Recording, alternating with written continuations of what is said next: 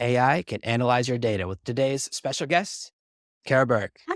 Today's episode is brought to you by the bestseller ChatGPT Profits. This book is the missing instruction manual to get you up and running with ChatGPT in a matter of minutes. As a special gift, you can get it absolutely free at artificialintelligencepod.com/gift or at the link right below this episode. Make sure to grab your copy before it goes back up to full price. Are you tired of dealing with your boss? Do you feel underpaid and underappreciated? If you want to make it online, fire your boss, and start living your retirement dreams now, then you come to the right place. Welcome to the Artificial Intelligence Podcast Show, where you will learn how to use artificial intelligence to open new revenue streams and make money while you sleep. Presented live from a tropical island in the South Pacific by best-selling author Jonathan Green. Now, here's your host. Now, Cara, I'm excited to have you here because most people think, when they think of AI, they think of generating images, making videos, or creating blog posts. And those are the three things that AI is the worst at. And your specialty is so important. And I really want to dive into this, is like how important being data-driven is for business.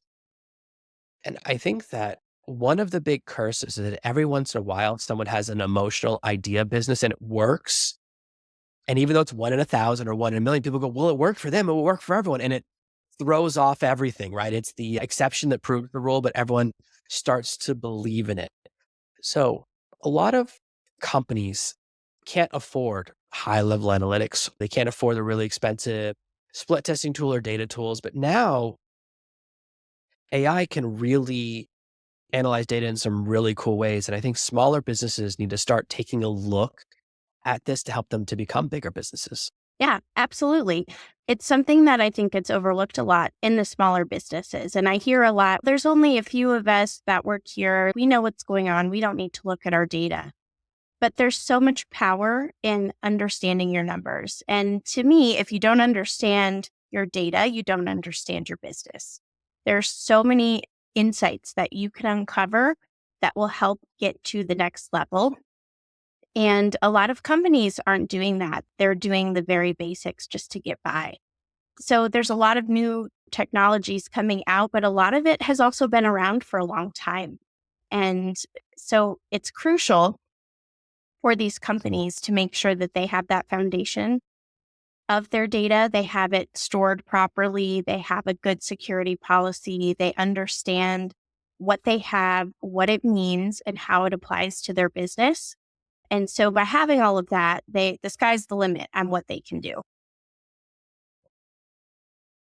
Oh, I'm always amazed by the number of companies that don't know who their customer is. So I'll say to a customer, I ask this a lot. Whenever people reach out to me about referrals or doing business, you guys say, okay, who's your ideal customer? And they'll say, oh, I don't know. Or everybody. And that always means, Yeah. So I've learned, because I pay a lot of attention to my audience, the majority of my customer base is ladies. And when I started in business, my metaphors were all based on science fiction robot explosion books. So my very first sales letter was airplanes flying over a city, dive bombing and dropping bombs made out of money. That's a sales page that will be very attractive to a young boy, 16, 14, Yep. too. But ladies see that and go, oh no, no way.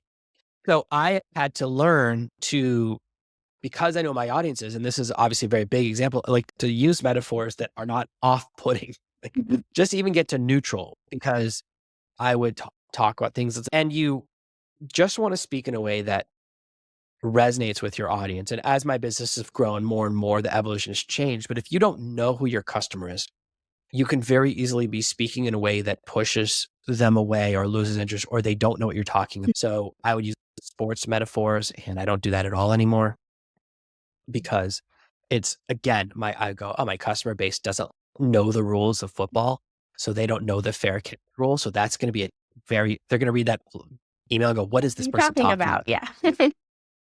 Yeah. And you talk about something that happened in one football game 34 years ago. So I've had to adjust, and that's just the first level. And knowing there's so many things that you can know is what time of the day do most people buy from you? What are people's favorite product? It's so often I'm always wrong. So my team will often come to me with an idea. And one of my employees came to this. She came to me with an idea. She goes, we should try this product to promote this product to our audience. I go, that's a terrible idea. Nobody will like that. It's such a bad idea. And I said, however, I'm usually wrong. So let's try. And it was the most profitable day we'd had in Wow. 8 years. She, and so I have two policies. I will say when I think something is wrong, and then I'll go, but I'm usually also wrong. So let's test it to make sure. Sometimes I'm right. I'm not always wrong, but usually. So most of the time when I guess how a promotion will go, I get it wrong. So I think it's adding in and testing them and saying, let's use data to find out. But let's start at the basics. What are the most important pieces of data for a small or medium-sized business to keep track of or be aware of? Let's start just right there. What should you know right off the top of your head? Especially if you're selling a product, like an actual physical product, you've got to have a bill of materials. You have to know what your costs are going in before you produce anything. So a lot of people get surprised when they go through and actually figure it out because you're not purchasing materials to make one product. You're typically purchasing materials to make large quantities of a product before you ship it out. So you have to be able to break it down into, okay, let's say you're working in a restaurant. They're making macaroni and cheese. They need pasta, they need cheese, they need noodle, milk, they need salt, pepper, all of those little ingredients, extra ingredients that go into that dish. They're probably buying in bulk.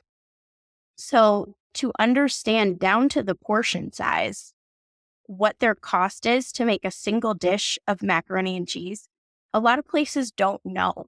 They just think that they're making money because maybe they're selling it at a market value that's similar to the restaurant next door. But the restaurant next door might be getting a better deal on their pasta. So to have that bill of materials and know down to the portion size, how much it costs, how much of each ingredient am I putting into this dish every time I make it, and how much does that ingredient cost? And knowing all in, what does it cost me to make this dish of macaroni and cheese? Maybe they're selling it for $5, but it costs them $4.50 to make. So their margin is very small, where next door, it might only cost them $2.50. So I would say, especially if you're producing a product, it is crucial that you have that bill of materials and that you're tracking it for changes. You might have pricing fluctuations that come in throughout the year, depending on seasonality, depending on if you're buying a commodity product, something off of the USDA, those prices change throughout the year. So you have to build in a little bit of wiggle room for when that's changing. So I would say absolutely, if you're producing products, you've got to know your bill of materials. In a lot of other countries, we don't have this in America, but they have something called a value added tax. So you have to know what the parts were worth and what the final good is worth. So they force you to know that number so you can do your taxes. So you know what was the cost of metal and wires, and then what did you sell the clock for? And that's basically you subtract those one number from the other to figure that's how much I've increased the value. Another number that a lot of entrepreneurs and even smaller businesses don't track is time. Mhm. Was built making things that she would sell. And I was like, how do you come up with the price? She would say, this is the cost of the parts. And I add an amount of margin. And I said, how long does it take you to make each unit? Because when you're a solopreneur, you can get away with doing that because all the profit goes to you. But when you're paying someone else, suddenly your cost, it will change because you have to pay someone else for their time. That will completely change it. So if you were paying yourself $8 an hour, but minimum wage is 15, you have a real problem when you launch the product because now either you're upside down or you're losing something. And I see a lot of companies don't connect those two numbers enough, which is, it's actually happened earlier today. One of my friends was in negotiations to buy another company. And he was like, here's the gross of what revenue they generate a month. I was like, what's the profit? Before you, like, that whole number, but there's a reason it's called gross. I said, what's the amount of money you get to keep or as I like to call it, right, the net, whatever you want to call it, the money that I get. So we are distracted more and more by imaginary numbers like gross profit or reach or potential. And do you think this is really good to help people look at some concrete numbers after looking at how much they're spending on staff or how much kind of the parts? So cost of goods sold is basically at your admin or your employee cost plus your like ingredients cost. What's the next thing, especially for people that have online companies or have a major online presence? What should they be tracking next? Yeah, their sales. Absolutely. You should know how much of what are you selling and comparing that to all of your other offerings. A lot of times people underestimate what their best seller is. If you really go back and take a look at those numbers, a lot of times people are surprised because they might be seeing more revenue from a certain product, but that goes back to your bill of materials. You might have a more profitable product that also has maybe a medium amount of interest and demand in the marketplace. So it's your cost on one side, but then it's also understanding your demand. So what products am I getting? If maybe I'm selling a lot of something that's at a low margin, so I think it's my best seller, but you've got a higher margin product that's got a decent demand. So you have to be able to tie both your sales and your margin together to really come up with a good sales and marketing strategy. And you might also not understand your right demographic. This goes back to the story that you just told. Your key demographic is women, but you started off by marketing to men with the airplanes and the fun metaphors of sports and things like that. So actually looking at the numbers, who is buying my products? What are their demographics? Where are they located? How old are they? Do they have a family? Do they not have a family? What are the things that make up my key customer? And you can't know that unless you're really looking at who is buying my products? When are they buying my products? How much of my products are they buying? And why? And trying to figure out why. What is resonating with them? And those are all things that you can gather from your sales data. So one thing I've noticed is that sometimes you'll look at the customer data and it's wrong because partners will use each other's credit cards. So I have to, that's one of the things I had to look at is that at first you go, oh, it's all of this people, but a lot of families, they'll have the same credit card with two names or whatever. And so I actually have to look at what's the name on the email address or what's the person who actually signed up in the membership area to make sure. And that's a little layer to the data. Another area where people get really lost is social media. On social media, most of the metrics people chase are imaginary numbers. They chase reach, they chase virality, they chase momentum. And so the further away a metric is from money, the less valuable it is. And yet the more people chase it. So I had a video go viral on LinkedIn a few months ago, maybe it was 2 or 3 months ago, 420,000 plus views on LinkedIn. Huh. And it led to 60 followers and 0 sales. So if you look at the first number, amazing. Sounds really cool. Wow. Because that's huge for LinkedIn. LinkedIn, it's very hard to go viral. But then you look at the other numbers and the value. So if you look at the second number, you go, oh, 60 followers. That's really great. So my video the day before got so it got about 120 followers. So the video the day before, which had 1,000 views, got 60 followers. So this one doubled, even though it like 100x or 50, how many more people watched it. So the massive increase when more people saw it who were not the right customer for me is what it really meant.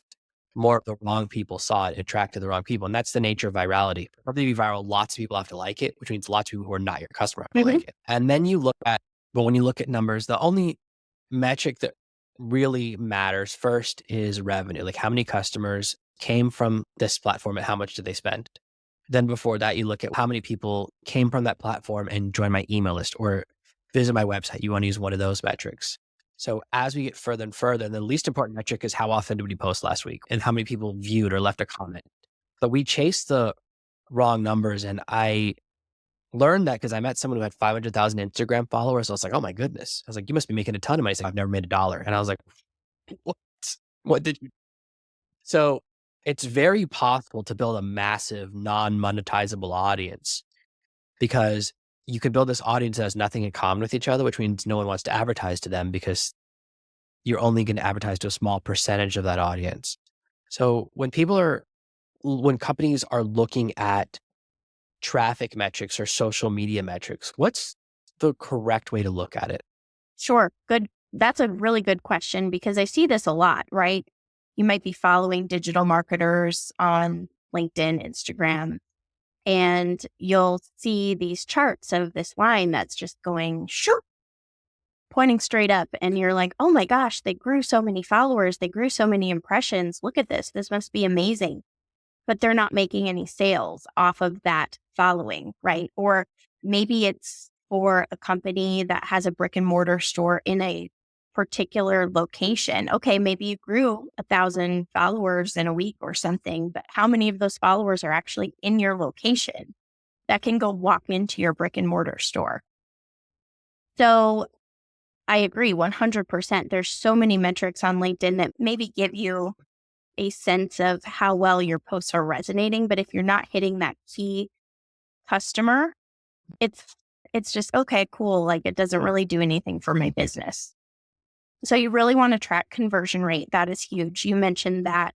How many of the people that are looking at this post are then clicking on the link I've provided to go to my website?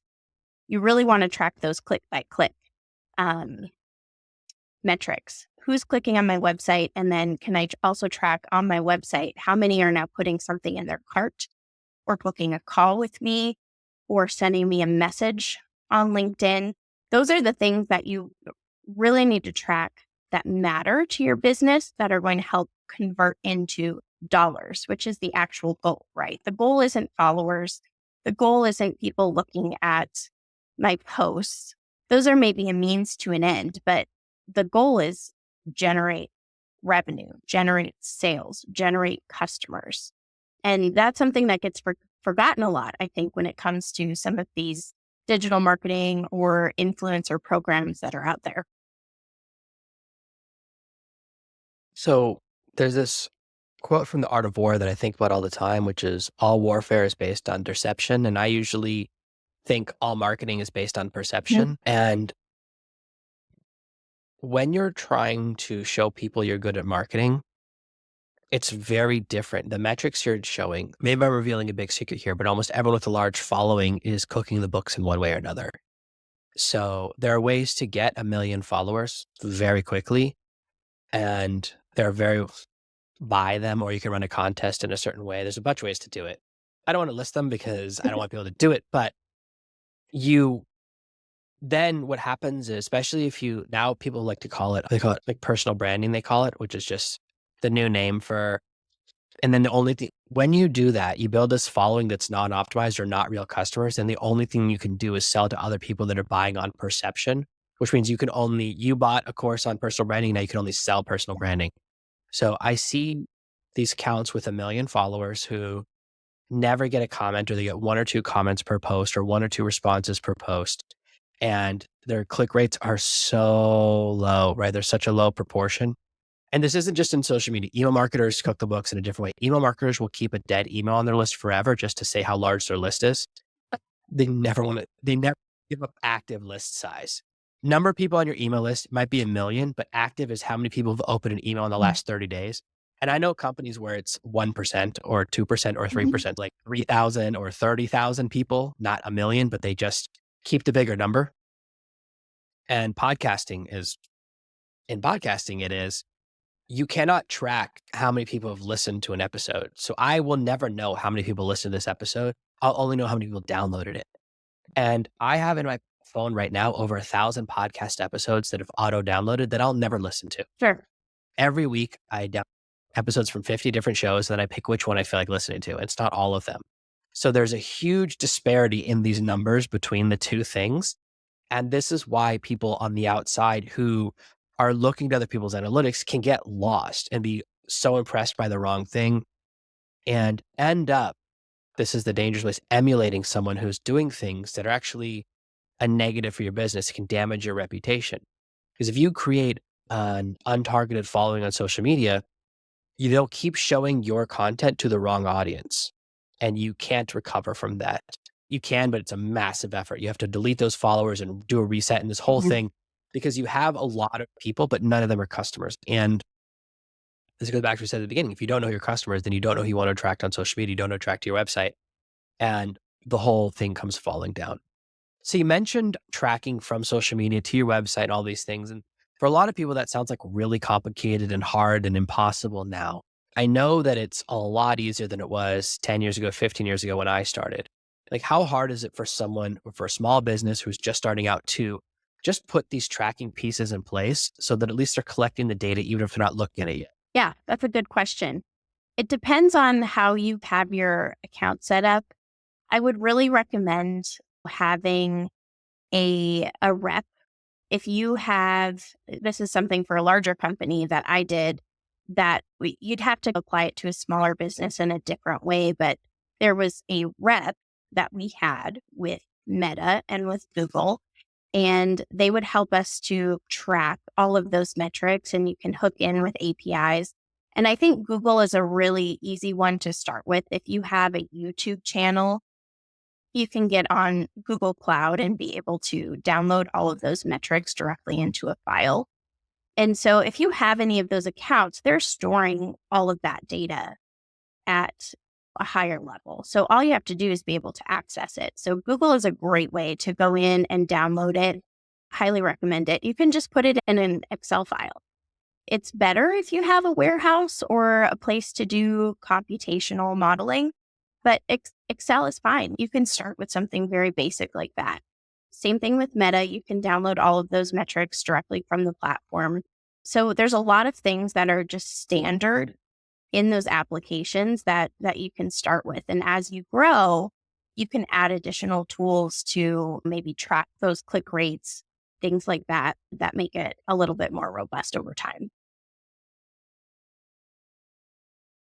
Yeah, one thing that you can do, and this is where I start with, is that you can just take a screenshot of your analytics and show them to ChatGPT or your AI of choice and say, help me to know, what am I doing right? What am I doing? It's amazing how bad people are at analysis because most of us didn't do it in school. I didn't take statistics in my track. Instead, I went straight to like all sorts of advanced math that I don't use. So I learned like measure the speed of a bottle rocket if it's shot when you're on a spinning merry-go-round. Doesn't come up very often, but unfortunately, I wish I'd taken statistics. It comes up way more often. So it's very difficult for us. As you said, people will either be driven by what seems like the most popular item or what feels the most exciting or what they care the most about.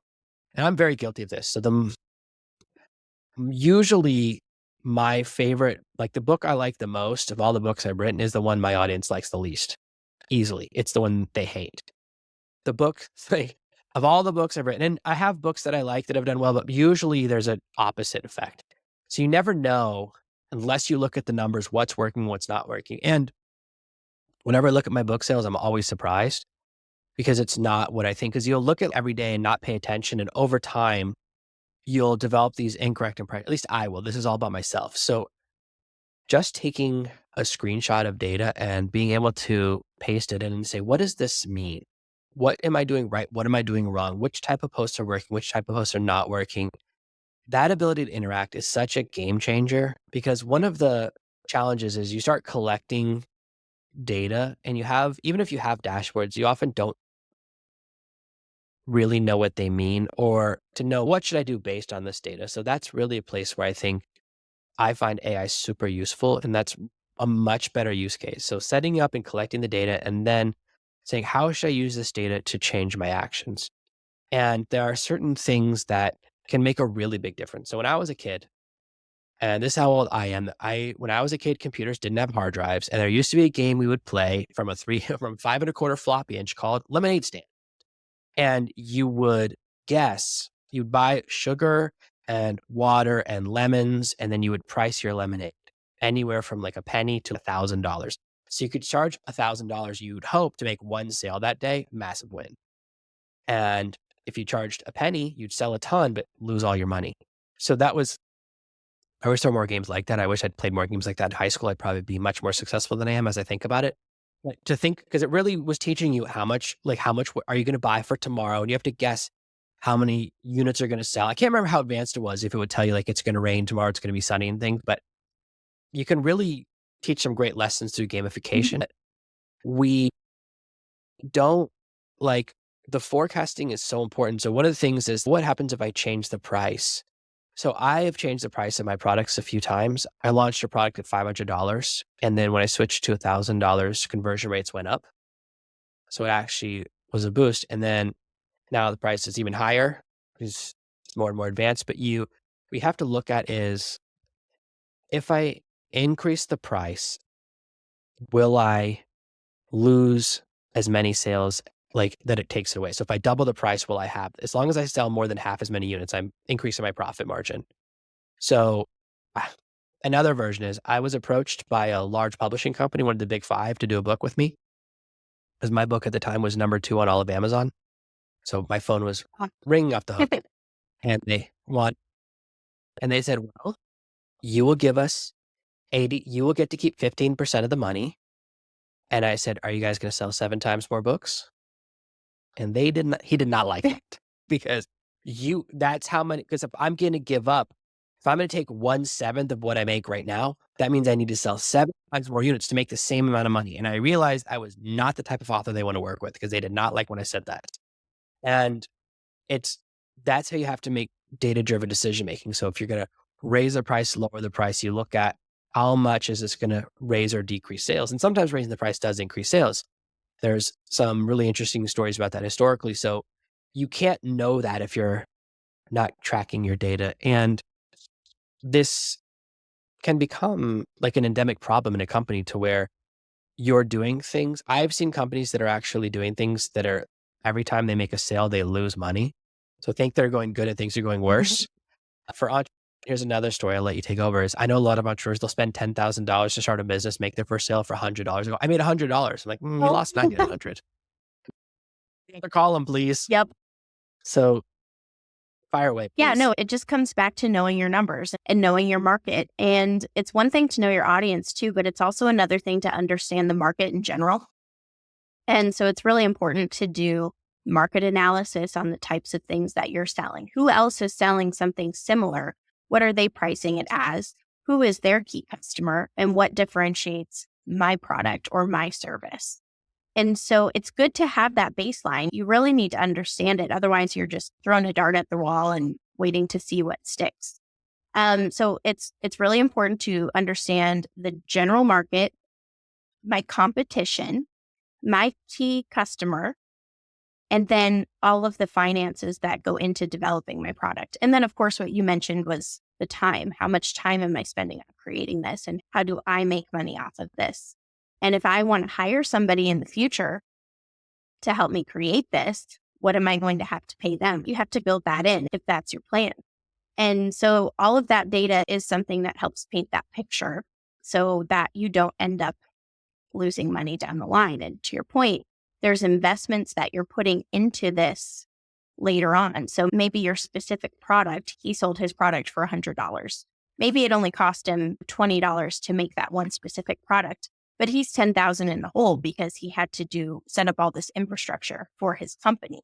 So he has to build that in to his pricing and his long-term plan to make sure that he is recouping his investment. So there's all of these numbers that kind of come into play that help you figure out what should I be pricing my product at? What can the market handle? And that's really important too. There's that human aspect of it that gets forgotten a lot with analytics.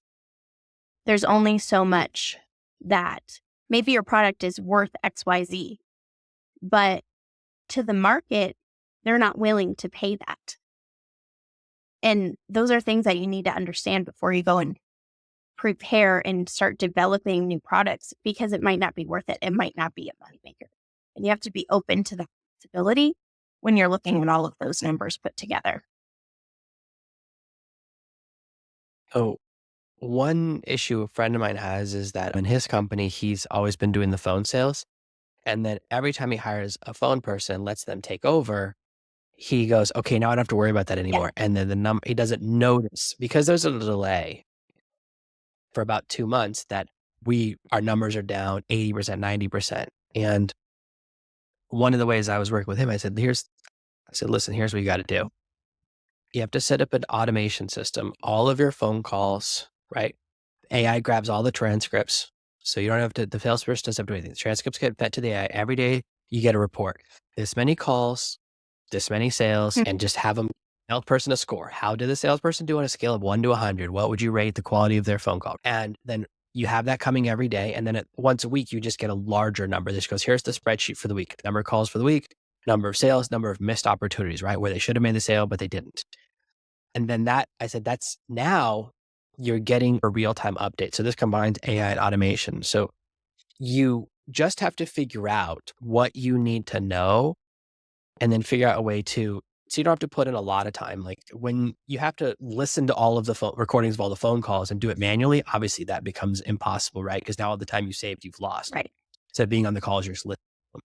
So that's one of the ways that you can start to think about using AI and automation or using other tools that will send you a report or send you an email once a week to let you know what's working, what's not working. So that if you have the data, but you're not looking at it, which a lot of us are guilty of, then it's not really doing any good. So the first step is collect the data. The second step is figure out what you need to track from the data, what you need to know, and then set up a way to keep it on your radar, whether it's a text message or it's a email so that it's on your radar. Yeah, I think that's a great idea. That's a great application for it. And that's the next thing too then. Okay, so I have all these transcripts from AI. Now what do I do with it? Is it a coaching opportunity? Do I need to reevaluate who it is that I've brought into my company? Do I need to update my strategy or my training strategy? Or maybe on the flip side, maybe they're rock stars. Maybe the person that you've hired is doing a really great job. So now evaluate, what are they doing differently from myself or my other employees on the phone call that's getting us a higher conversion rate? Are there certain words that they're using over and over again that are sticking out compared to other employees? And so those are all those opportunities that you can find using a tool like that. I think the lesson I want people to take away from today is that at least start collecting data. It's never too soon that you want to start thinking about what is the number that matters, because almost every metric that's exciting doesn't matter. Followers, likes, clicks, subscribers, they don't matter. Customers, sales, profit, those numbers are the numbers that matter, but they're not as exciting and they're not public. We can be very easily distracted by other people's public persona and how much it seems like they're doing. And there's a lot of perception going on with what we're seeing in other people's accounts. So the only thing that really matters is your numbers against yourself, your profit, how you can grow. And that's how you can start doing it by better analytics. So for people that want to get better analytics and are a little bit confused, or they're a little bit larger company, they want to bring in someone who just knows what they're talking about, Cara, how can people find out what you're doing, see what you're talking about, and maybe even get you to help them?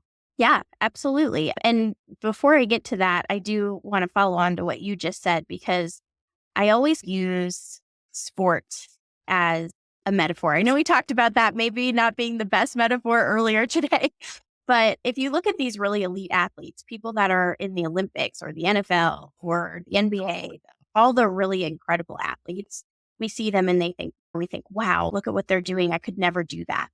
But they all started with the fundamentals. The reason that they're good is because they have really strong fundamentals. They know how to do basics really well. They've trained their bodies to have incredible muscle memory of the fundamentals. And it's the same thing with running your business and managing your data. If you can do the basics really well, you're doing better than most people. And that's going to get you really far. And then you have that foundation where you can go out and you can grab all these fancy tools, all the AI tools, and you have the data to train them and get those tools to help you out and take you to the next level and help you grow. So if anyone is interested in working with me, I would love to talk to you or even just have a conversation. You can follow our company on LinkedIn, Earthly Analytics, or you can send us an email at information@earthlyanalytics.io. And we have a website, earthlyanalytics.io. And yeah, we would love to have a conversation and see how we can help your business to grow by getting you some really great data insights. Amazing. Thank you so much for being Thank you here. for I know having everyone's me. going to love this amazing episode of the Artificial Intelligence Podcast. Bye, everyone. Thanks for listening to today's episode. Starting with AI can be scary. ChatGPT Profits is not only a bestseller, but also the missing instruction manual to make mastering ChatGPT a breeze. Bypass the hard stuff and get straight to success with ChatGPT Profits. As always, I would love for you to support the show by paying full price on Amazon. But you can get it absolutely free for a limited time at artificialintelligencepod.com/gift. Thank you for listening to this week's episode of the Artificial Intelligence Podcast. Make sure to subscribe so you never miss another episode. We'll be back next Monday with more tips and tactics on how to leverage AI to escape that rat race. Head over to artificialintelligencepod.com now to see past episodes, leave a review, and check out all of our socials.